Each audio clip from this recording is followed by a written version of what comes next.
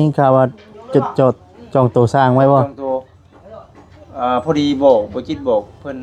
พอดีทางกับแม่เพิ่นบอกว่าอยากให้สร้างแก้วเพิ่นอันน่ะหรือว่าดำเนินการเรื่องละคั่วเพราะว่ากันสิให้ผัวน้องเตกับทั้งน้องอุ๋ยเฮ็ดยันแบบว่า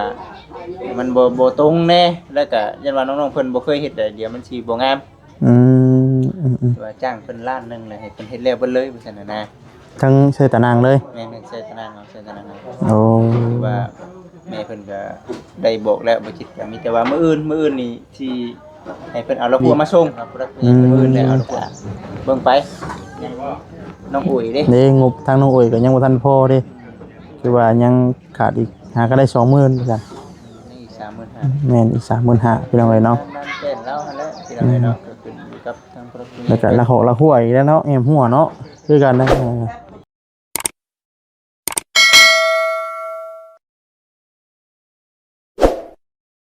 พี่น้องเอ้ยเนาะตามทักทายสบายดีเด้อพี่น้องเด้อเนาะสบายดีพี่น้อง FC เบิดสุขุทุกคนพี่น้องเอ้ยเนาะยังอยู่เพื่อนของท่านน้องเตคือเก่าพี่น้องเอ้ยเนาะไปได้บ่จิตแล้วล่ะโอ้กำลังสบายดีเด้อสบายดีบ่จิตคนรอฮะอีพีที่2เอามาหลังเด้อหลังบ่คือว่าสวัสดีโอ้เร็วมื้อนี้ติดหน้าบานประตูนี่เร็วมื้อนี้บ่เร็วมื้อนี้มื้อในแม่นกาฟ้ามื้อเนาะแม่มือเป็นกับก็รอเบิ่งไปนำกันคือว่าโอ้ไวพอสมควรอยู่นะเลยมาลำลางมันนี่ติแม่แล้ววานเขานะแล้ววานนะหยอดเนาะหยอดให้นึงจริงนี่หยอดเป็นบ่คิดว่าบ่หยอดเราซื้อเครื่องหยอดคิดดาบเลยหยอดแต่พอซื้อเครื่องหยอดเป็นได้ของเจ้าเคยหยอดบ่เป็นมีแต่หญ้าเด้อเยอะแต่พอเรากังวลอยู่ออกอยู่บ่เราออกอยู่บ่เราน้อยเฮ็ดติน้อยเนาะมีน้อยเด้เอาไปมาบ่เพ่พันหญ้า3-4 เมตร3-4 เมตรนึงเราเฮ็ดรอหมดน่ะแต่ว่าโอ้ยสิคืออยู่บ่เนาะเราอ่ะเข้าที่ว่าเข้าไปเฮาต้องพัดข้างในเนาะเดี๋ยวต้องขับพัดมีแต่เขาตึงนี่จะลงแล้วเนาะอันนี้ครับมีเขาเลยรีบเรือเขาตึงเพราะ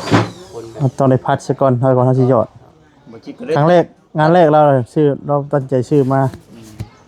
เราคือสิ2เท่าเฮ็ดเวียกแล้วว่ะตัดสินใจบ่หยอดเลยหวานพึ่งใจเดือนปีนี้บ่แม่นแต่มันก็สิประหยัดกว่าหวานอยู่ได้ล่ะจอดนี่หยอดบ่ทงได้บ่ดำแน่จิตหวานทงนึงหวานทงนึงดำทงนึงพอดีได้ล่ะจังบ่ยากแต่พอแต่แม่เพิ่นทุบเครื่องทุบของให้เพิ่นไปนอนเขาอยู่วังเดียวโลดนะเบิ่งไปเฮ็ดทงเดียวปีนี้บ่ได้เฮ็ดหลายทงกะนางหัวบ่ได้ไปปีนี้จอยบ่มีนั่นเด้แต่บ่ได้โอ้ยคือสิบ่ไหวแล้วว่าซั่นนะ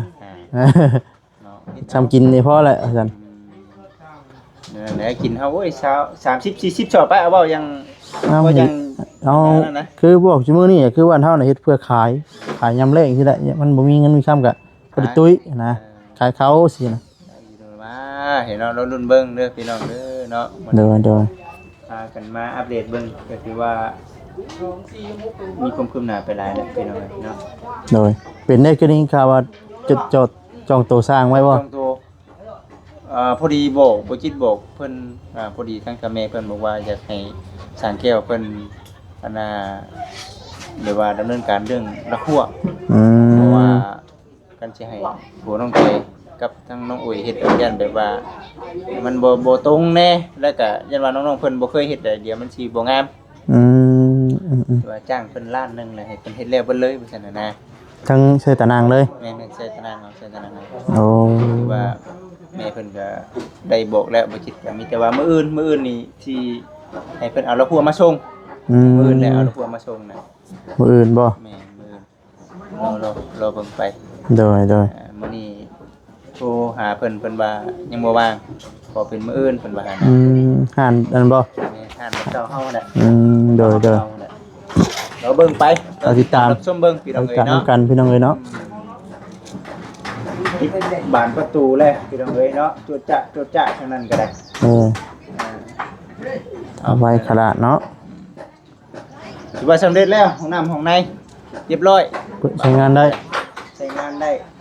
ท คักแล้วบัด สว นี้ ยงามแล้วพี่น้องเอ้ยเนาะทั้งบริกิตบ่จิตมี3อย่างนะอย่างที่1คือเจาะน้ำอย่างที่2คือห้องน้ำอย่างที่3คือรับหัว หลักหัว กันว่า แม่งงานสุดท้ายนะบัดนี้เนาะ จังว่า จะได้สิบ่มีเพิ่มอีก กันว่าผู้รักผู้ใหญ่เพิ่นคือเห็นก็เบิ่งไปยังน้องอุ๋ยเด้ เด้งบทางน้องโอ้ยก็ยังบ่ทันพอเด้คือว่ายังขาดอีกหาก็ได้ 20,000คือกัน นี่อีก35,000 แม่นอีก 35,000พี่น้องเอ้ยเนาะ นั่นเป็นแล้วหั่นแหละพี่น้องเอ้ยเนาะก็ขึ้นอยู่กับทางผู้รักผู้ใหญ่ แล้วก็ละหอกละหัวอีกแล้วเนาะแอมหัวเนาะคือกันนะ เราติดตามรับชมเบิ่งไปพี่น้องสิเป็นจังไดก็มีแต่ว่าขอให้ทาง14ผู้รักผู้ใหญ่เพิ่นพิจารณาเบิ่งพี่น้องเนาะว่าสิจังไดดีว่าจังไดนะ โดย เอาไปพี่น้องเอ้ย ถ้าเนาะมีแต่สิเข้าไปเบิ่งสร้างมันก่อนเนาะก็ได้พี่น้องเอ้ยเนาะ สิได้ป้าเจ้าเด้อเด้ อันนี้ว่าอะไรเพิ่นใจจอดเอาเฮ้ย โอเค ไปครับบ่ครับบ่ครับครับไปพี่น้องเอ้ย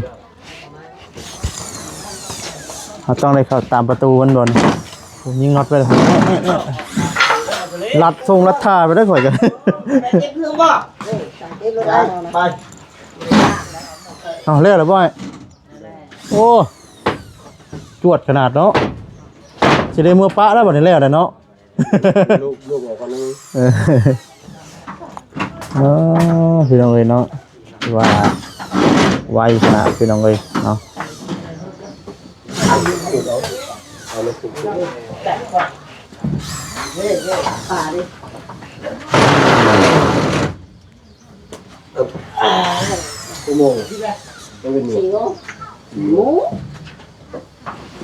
พอดีนะพอดีแรกเนี่ยพอดีได้เมื่อ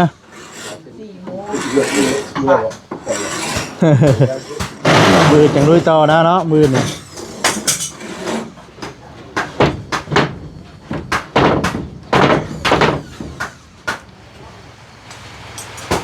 ฝนตกบาดนี่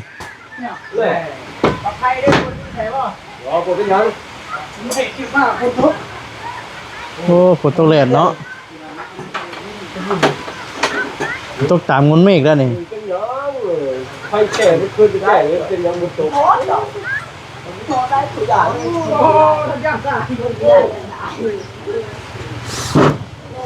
ลงเลยเนาะกำลั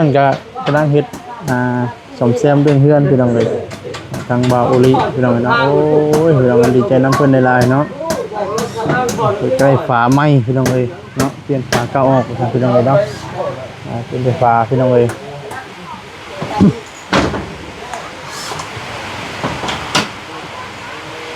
ฝนตกพี่น้องเนาะฝนตกแหลก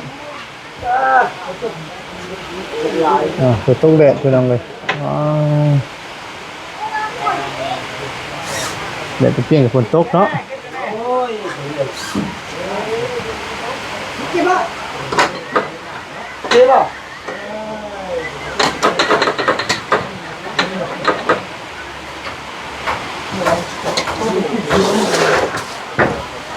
ไอ้บานนี่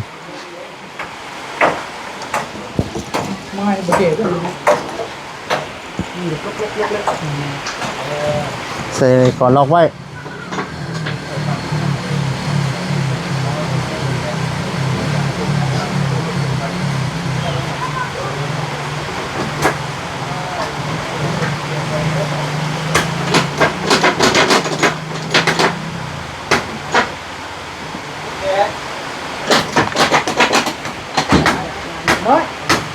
แหนเปี้ย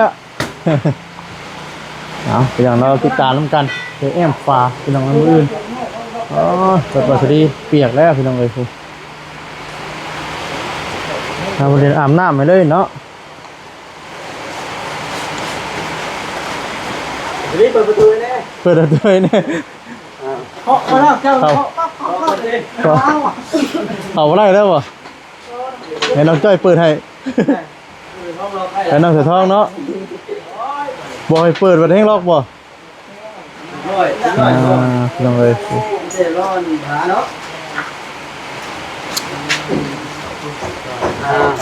มาเห็นวันนี้ก็เป็นรูปเป็นร่างแล้วบ่พี่เนาะจะแอมพา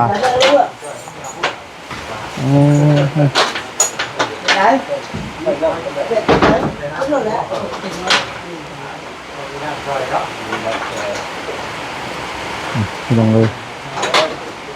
หลายหักหลายพี่น้องเลยพี่แต่ฝนมาฮอดเนาะโอ้ใส่พวกแห้งทำพวกแห้งนึงพี่น้องแล้วฝนตกพี่น้องเลยตกดิน ต้องทำมาจะได้เลย เนาะยากแล้วรถขึ้นรถรถขึ้นรถง่ายก็ได้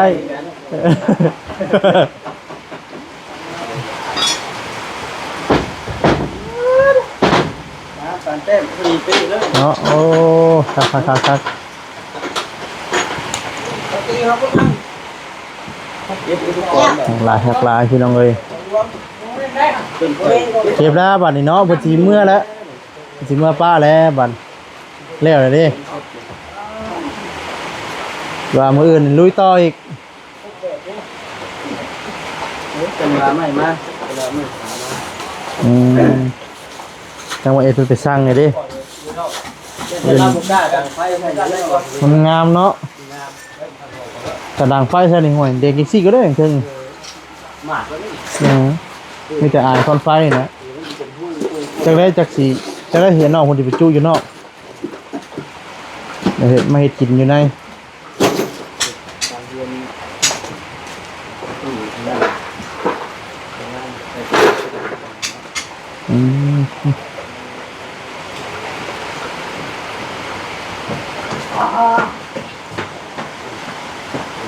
นี่เป็นน้องเลย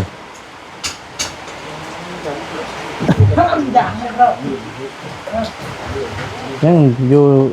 เด็กเปี้ยงกับฝนตกเนาะ นั่นแหละจะต้องแดดทีนี้จะมาลองบ้างทีนี้ได้ ลองมีบ่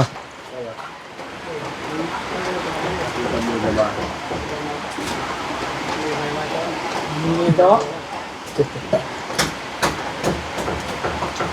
ขายเท่าไหร่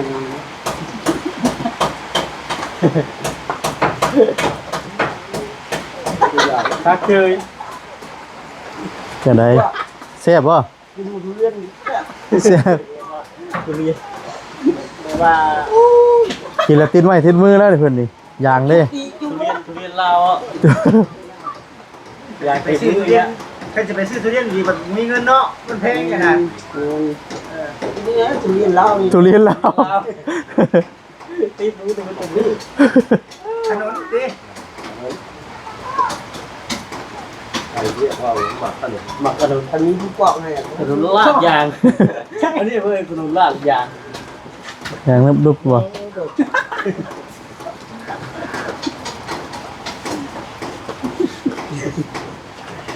ไปไว้ทุกพวกมัน ในมันจับกินได้ในมันน่ะต้มก็ดีในมันกินได้ได้กันบ่ อันในทุเรียนนี่ได้ เอาไปนึ่งเนาะ เคยกิน ไปต้มเนาะ ต้ม ต้มกิน โอ้ยคักๆเนาะ จิ้มเลือดจิ้มแล้วต้ม เก็บไว้ไหมน่ะ โอ้ยเนาะหลายของทันอยู่ไหน แซ่บปันยังนะจ๊ะ แล้วก็ต่อตามันจิ้มหลักไว้ครับเดี๋ยวเอามากล้าเลยกล้าแล้วก็ต่อตา จะบอกว่ามันทุเรียนเหนียวเนาะมันไร ทุเรียนสายพันธุ์เหนียว หอดยามันกระจันก็เอาแล้วเนาะ ได้เอาไปตังก็ได้อยู่กันอย่างเรื่อยๆความยึดจะได้ทำ จำนี่แหละตกตามมันมีอีกเด้ตามขี้มีอีก จะได้ทั้งบ้านทั้งเกิดทุก กินไม่ได้ ข่อยมายังบ่ตกยัง เพิ่งว่าเพิ่งเสียว่าเพิ่งมาแซ่ 30 นาทีนาทีแหละ1 ชั่วโมงแหละเดี๋ยวนี้ว่า 4 โมง 4 โมง นาที 17 นาที ปกติมันจะมุกเดียวที่ขาดเอามาหมดที่ไปเรื่อยแล้วตามเวียงเนาะตามเวียง ค่ำมาผมแป๊บเดียวก็หอด มือทางลัดป่ะ มึง17เหรอ มือทางลัดเด้ มึงเกี่ยวถึง แต่ ยัก วาง ษ์ ในใช้ชั้นตู้ รู้สึกว่า ปั๊บมาให้เด้อ ใช่ก็ อยู่ได้3 โมงอยู่ป่ะ มึงกี่ตัวมึงอยากนอนไว้ บ่มูคนดูคนมันเด้อน่ะเออ มันบ่แซ่มี3 โมงอยู่เนาะมันบ่ เป็ดว่าไงจะมุงนะจ้างกับมุงลูกจ้างเด้ ต อันนั้นมุงนายจ้างอะนะอันนี้มุงลูกจ้างเด้ลูกจ้างอยากชาวไวเด้ มุ้งกระทานไปแล้วมีหมดเล็ดบ้า เพ มาดิ เป็นมุ้งกระทานบ่ มันเป็นยังไง น้ำเข้ายักษ์ เข้าวะ ไปลองเลยนะ เก็บเงินเก็บรุ่นปีเนาะ จังม่วงดิถามเฮ้ยดอกสองมาบัดนี้สต๊อก แล้วมันว่า แล้วมันมีอยู่ ไงสบายดีที่ว่าจะเมื่อเลย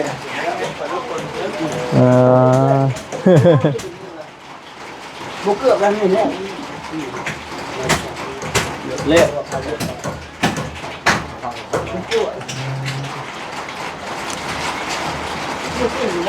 ตกไปอีกเนาะ อันนี้ยั แต่ ง โมกันรักแต่ยี่รัก ตัวเด็ดที่เก้า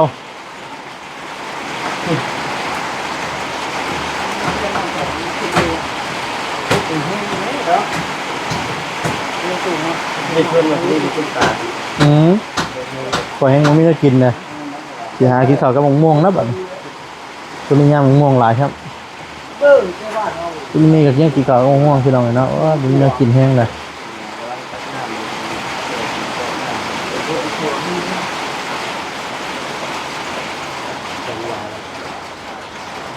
อย่างมันทำเป็นตุ๊กแก้วกับเจ็บเกินเจ็บคอข้างนะเจ็บเป็นฟองข้างนะโอ้ขันใดพิจารณาคลิปต่อไปแล้วสิไปเบิ้งเพื่อนของทางในตู้แก้วพี่น้องเลย เออ เด้อโอ้พี่น้องเลยทำไมกระดังใส่ปลาพี่น้องเลยเนาะ